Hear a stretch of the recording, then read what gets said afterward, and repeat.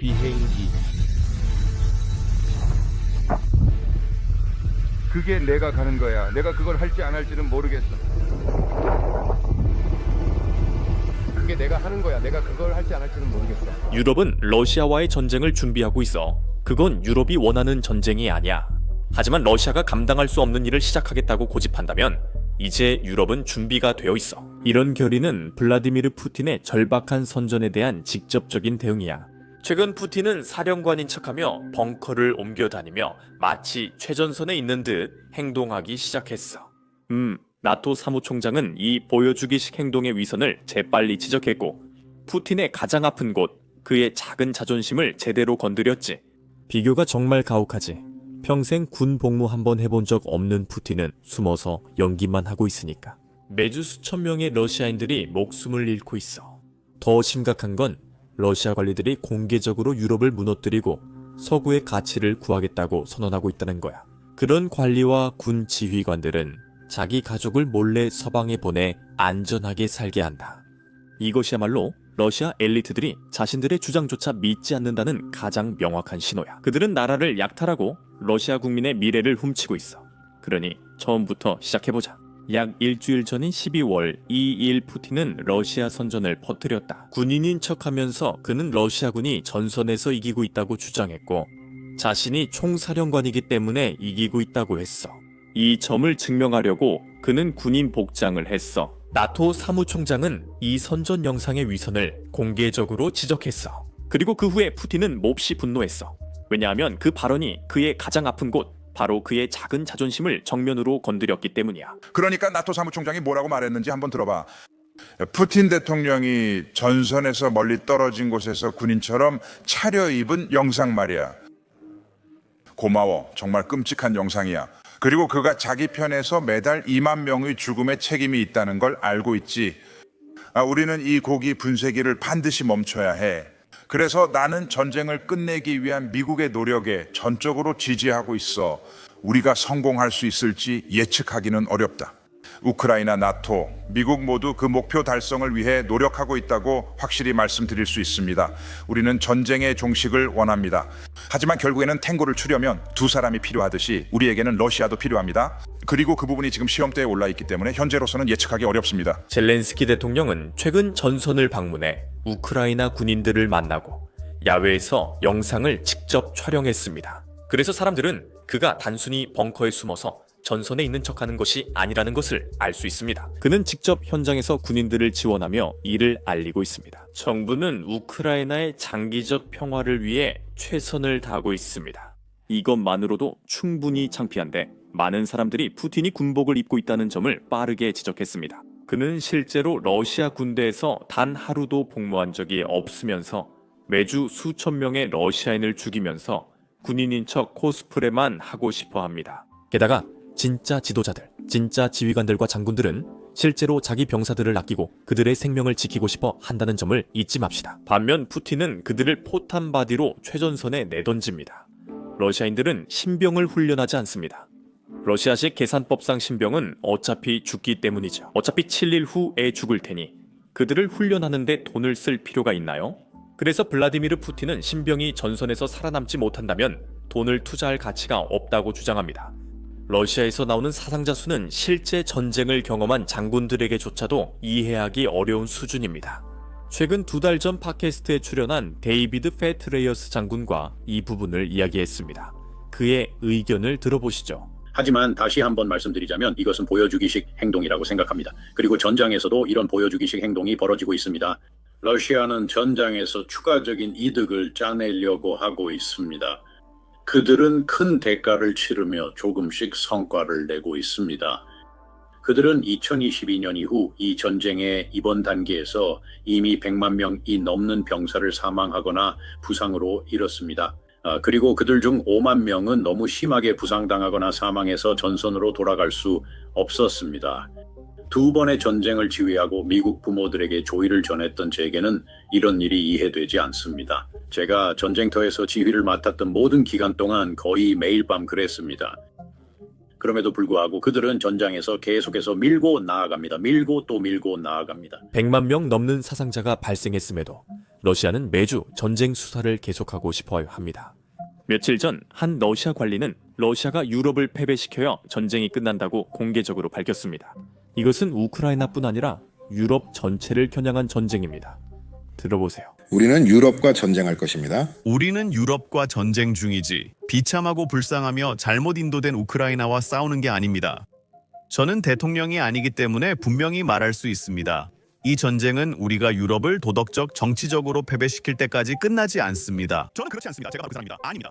유럽의 미친 엘리트들이 전 세계적인 전쟁을 향해 계속해서 광란의 질주를 하는 한 진정으로 안정적인 평화는 달성할 수 없을 것이라고 생각합니다.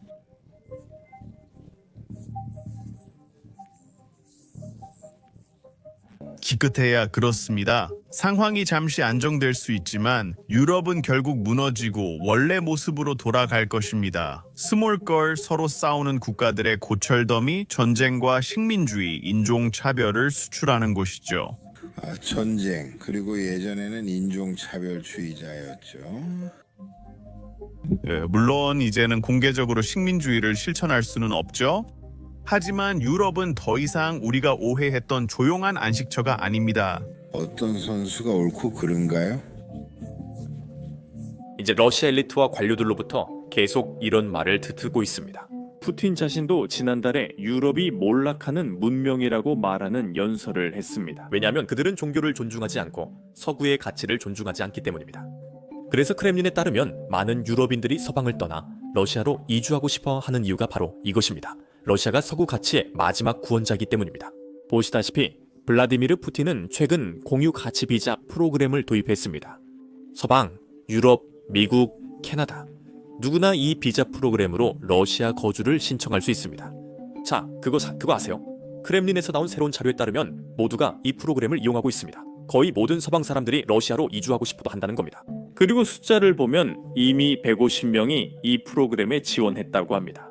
정말 놀라운 숫자죠. 저렇게 많은 사람이 러시아로 가면 유럽이 어떻게 버틸지 모르겠습니다. 반면에 푸틴이 이 전쟁을 시작한 이후로 약 100만 명의 러시아인들이 나라를 떠났습니다.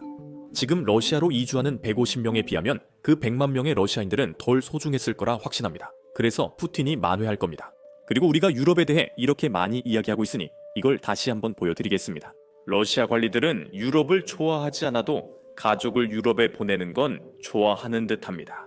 이런 일은 2015년에도 계속됩니다. 우크라이나를 파괴하고 그 다음엔 유럽을 상대하겠다고 공개적으로 말해온 한 러시아 지휘관은 자신의 딸들을 유럽 전역에 보내서 나토의 안전 속에서 살게 하고 있습니다. 이 영상을 한번 보시죠. 우리는 군사와 정치 상황의 복잡성을 잘 이해하고 있습니다. 아바, 엄마, 조금만 더 올려. 그리고 현재의 역사적 시기, 엄마, 우린 스트롬볼리에 있어요. 80년이 넘은 예전처럼 나치즘이 다시 고개를 들고 세상을 지배하려 하고 있어요. 엄마, 우린 테네리페도 있어요. 우리는 이것을 허락하지 않을 거예요. 우린 작은 파티야. 우리는 어떤 적이든 방역하겠습니다. 엄마, 우리 테네리페야. 우리는 회복력을 보여줄 거예요. 아빠, 엄마, 우리는 파리의 용기와 영웅심이야, 아빠. 엄마 우리예요. 디즈니랜드의 용기, 엄마, 우리는 플로렌스에 있어요. 그리고 영웅심, 엄마, 우리는 지금이에요. 그녀의 웹사이트에 따르면 그녀는 여행 브이로거라서 사업을 계속하기 위해 유럽에 가야 한다고 해달해요. 러시아에는 흥미로운 관광지가 많지 않아 러시아인들이 국내 여행을 선호하지 않는 것 같아요.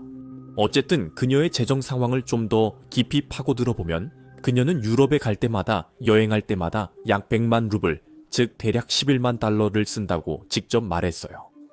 올해만 해도 그녀는 여러 번 여행을 다녀왔어요. 이제 러시아 지휘관이 어떻게 그런 돈을 버는지 궁금하네요. 여기서 억만장자가 되고 싶다면 가장 쉬운 방법은 러시아 정치인이 되는 것일지도 모릅니다. 하지만 그보다 더 중요한 질문은 그녀가 어떻게 유럽 국가에 입국할 비자를 받고 있느냐는 거죠. 특히 그녀가 아버지의 돈을 쓰는 걸 생각하면 더 그렇죠. 그녀의 아버지는 우크라이나 아이들을 죽이며 푸틴을 위해 전쟁을 벌이고 있습니다. 유럽 국가는 이런 사람들의 입국을 막기 위해 검증과 보안을 더 강화해야 하지 않나요? 또한 러시아에 많은 제재를 가하는 이유는 러시아 경제와 엘리트층의 압박을 주기 위함임을 기억해야 합니다. 그래서 그들이 푸틴에게 전쟁 중단을 압박하는 겁니다. 같은 논리라면 러시아의 전쟁 기계 관련 인물에게 비자 발급을 중단해야 하지 않을까요? 사실 전 체스 챔피언 가리 카스파로프처럼 푸틴의 전쟁을 비난하지 않는 사람은 누구든지요. 그들은 서방 국가에 입국하면 안 됩니다. 왜냐하면 전쟁을 지지하지 않아서 실제로 러시아를 떠나고 싶어하는 사람들을 데려오는 가장 쉬운 방법이기 때문입니다. 우리는 그들을 데려올 수 있습니다. 하지만 이 전쟁을 지지하는 분들은 러시아를 사랑하면 그냥 러시아에 계세요. 그리고 이 모든 것에 더해서 러시아 엘리트들이 코모 호수에 있는 별장에 갈 수 없다면 이 전쟁에 대해 매우 걱정하게 될 거라고 생각합니다. 여기서 전 영국 총리 보리스 존슨 영상을 보여드리겠습니다. 그는 12월 11일 아침 연설에서 전쟁을 멈추는 방법과 푸틴이 서방의 힘을 인식하게 하려면 우리가 해야 할 일에 대해 말했다. 우리는 지금 블라디미르 푸틴에게 실제로 어떤 압박을 가하고 있는 걸까요? 이 협상가들이 그에게 주는 메시지는 무엇인가요? 휴전해, 푸틴 휴전해, 아니면 우리는 떠날 거야, 휴전해, 아니면 우리는 우크라이나인들을 버릴 거야. 이 전쟁을 끝낼 수 있는 유일한 방법은 우리 모두가 푸틴에게 압박을 가하는 것이고, 이것이 제 핵심 메시지입니다. 유럽이 아직도 러시아산 가스를 사들이고 매달 약 10억 달러를 푸틴의 전쟁 기계에 직접 지불하고 있는데, 우리 유럽인들이 미국인들만 탓하는 것은 아무 소용이 없습니다. 그리고 그것은 아무 소용이 없습니다. 아름다운 베르겐에 앉아서 금요일에 나온 문서에 대해 불평만 하는 것도 아무 소용이 없습니다. 우리는 푸틴에게는 당근만 주고 우크라이나에게는 채찍만 주고 있습니다. 사실은 그 반대가 되어야 하는데 말이죠. 지금 우리가 강하게 나가면 우크라이나가 자유롭고 독립적인 국가로 남은 채로 전쟁을 끝낼 수 있습니다. 하지만 우리가 약해지면 우크라이나는 비극적이고 잔혹하게 모스크바의 문화와 언어에 종속된 위성 국가가 되어 체계적으로 억압당하게 됩니다. 그리고 우리는 발트해 국가들에서부터 타이완에 이르기까지 전 세계적으로 깡패 행위와 침략에 초록불을 켜주는 셈이 됩니다. 만약 그런 결과가 나온다면 그것은 베트남 이후 미국이 겪는 최악의 패배가 될 것입니다. 아프가니스탄은 비교도 안 됩니다. 이제 우리는 12월 8일 런던에서 열린 큰 회의에 초점을 맞추고자 합니다. 그 회의는 젤렌스키 우크라이나 대통령과 영국, 프랑스, 독일 총리 대통령이 참석했습니다. 회의의 목적은 미국, 러시아, 우크라이나 간의 진행 중인 협상에 대해 유럽의 대응 방안을 마련하는 것이었습니다. 미국은 평화 협상 성공을 위해 우크라이나가 도네츠크 통제권을 포기해야 한다는 입장을 유지하는 듯합니다. 이곳은 러시아가 지난 10일 14년간 점령하지 못한 영토로 여러 번 시도했습니다. 러시아가 크게 실패한 이유는 이 지역에 요새 벨트로 불리는 도시들이 있기 때문입니다. 이곳에는 매우 강력한 국가 방어선이 있고 그 위에 우크라이나가 추가로 방어선을 구축하는 데 많은 투자를 했습니다. 러시아군은 동부 우크라이나처럼 쉽게 진입해 여러 도시를 점령할 수는 없습니다. 블라디미르 푸틴은 도네츠크 협상이 없으면 군사 점령을 주장합니다. 이제 그는 시도할 수 있겠지만 제가 말했듯이 그는 이미 11년 동안 그렇게 해오고 있습니다. 그리고 그가 성공하려면 수백만 러시아인의 희생이 더 필요할지도 모릅니다. 그래서 개인적으로 말하자면 러시아로부터 아무런 대가도 받지 않고 그것을 포기하는 것은 전혀 말이 안 된다고 생각합니다. 푸틴의 발언과 상관없이 러시아 경제와 사회는 이 전쟁으로 큰 어려움을 겪고 있으며 2025년에는 그 영향이 더 커집니다. 그렇다고 해서 우크라이나인들이 힘들지 않다는 뜻은 아닙니다. 하지만 미국은 러시아가 실제보다 더 강해 보이는 척한다고 생각합니다. 경제적으로 이번 달 나온 데이터를 살펴보죠. 10일 월은 전쟁이 시작된 이후 러시아의 석유 수출에 있어서 최악의 달이었습니다. 이 모든 것은 미국의 제재, 그리고 물론 우크라이나의 제재 덕분입니다. 즉 러시아 정유소, 러시아 유조선, 그리고 물론 러시아 항구와 러시아가 석유 사업을 수행하는 데 필요한 모든 다른 인프라에 대한 드론 공격을 의미합니다. 러시아는 최근 인도, 중국 등 구매자들에게 러시아산 석유를 더 큰 폭으로 할인해 판매하고 있습니다.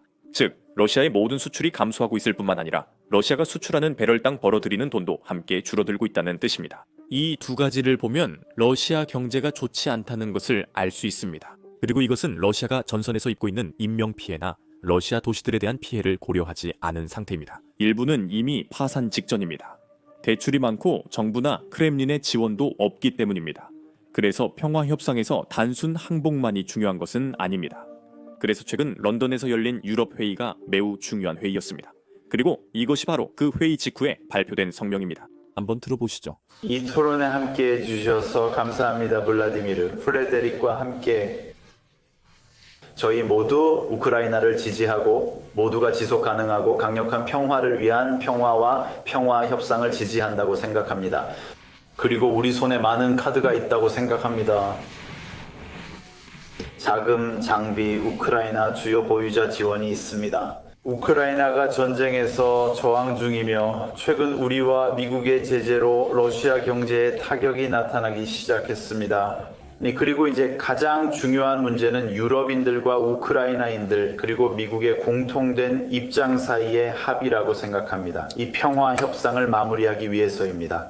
그리고 우크라이나 유럽인들 그리고 우리의 집단 안보를 위해 최상의 조건에서 새로운 신뢰를 다시 쌓는 것입니다. 감사합니다. 감사합니다. 피에르 스카노프 총리님. 오늘 저희를 10다운 스트리트에 초대해 주셔서 감사합니다. 볼로디미르 에마뉘엘과 앞으로의 날들에 대해 이야기할 기회를 갖게 되어 진심으로 감사합니다.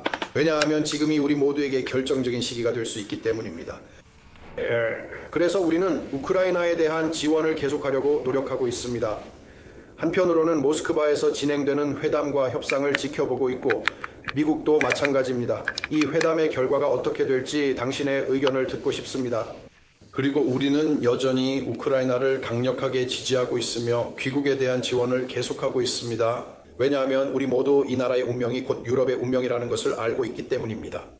우리가 여기 온 이유는 우리가 할 수 있는 일을 알아보고 우크라이나 지원에 대한 의심이 없도록 하기 위함입니다. 그리고 이것이 우리가 굳게 지지하는 것이며 결과는 아직 정해지지 않았습니다. 저는 미국 측에서 온 문서들에서 보이는 몇몇 세부 사항에 대해 회의적이지만 우리는 그것에 대해 이야기해야 합니다. 그래서 여기 왔습니다. 초대해 주셔서 감사합니다. 모두에게 감사드립니다. 정말 감사합니다. 이제 감사합니다. 여러분께 드릴 말씀은 여기까지입니다. 아직 구독하지 않으셨다면 아래 구독 버튼을 눌러주세요. 저희는 이번 달이 끝나기 전에, 그러니까 연말이 되기 전에 200만 구독자를 달성하려고 노력하고 있습니다. 이제 3,000명 정도만 더 있으면 되니까 그게 다입니다. 제 이름은 샘입니다. 지난 몇 달간 러시아 선전 기계가 온라인에서 저희를 괴롭혔습니다. 다음 영상에서 뵙겠습니다. 그들은 유튜브에서 저희를 퇴출시키려 하고 러시아 봇들이 트위터에서 저희를 공격합니다. 그리고 그들은 저희 영상이 다른 사람들에게 보이지 않길 바라며 신고합니다. 하지만 저희는 결코 포기하지 않을 것입니다. 왜냐하면 저희는 독립 언론의 힘을 진심으로 믿기 때문입니다. 그들이 우리를 막는 이유는 모두가 합니다. 그것은 우리가 여러분께 우크라이나 내부에서 일어나고 있는 진실을 전하고 있기 때문에 그들이 두려워하고 있기 때문입니다. 그들의 거짓말을 꿰뚫어 보려 해 그들은 두려워합니다. 오늘 우리는 그들을 더 두렵게 하고 싶습니다. 최근에 저희는 새로운 플랫폼인 베이식스 인사이더를 출시했습니다. 이 플랫폼은 미국 장군, 네이비실, 베스트셀러 작가 등 전문가들과의 독점 영상과 대화를 제공합니다. 또한 러시아 우크라이나 전선과 전 세계에서 나오는 최신 소식도 분석해 드립니다. 설명란 첫 링크 클릭이나 QR코드 스캔으로 모든 영상 시청이 가능합니다. 베이식스인시델.com에서도 접속 가능합니다. 여러분의 응원은 비즈니스 베이직스 팀의 큰 힘이 됩니다.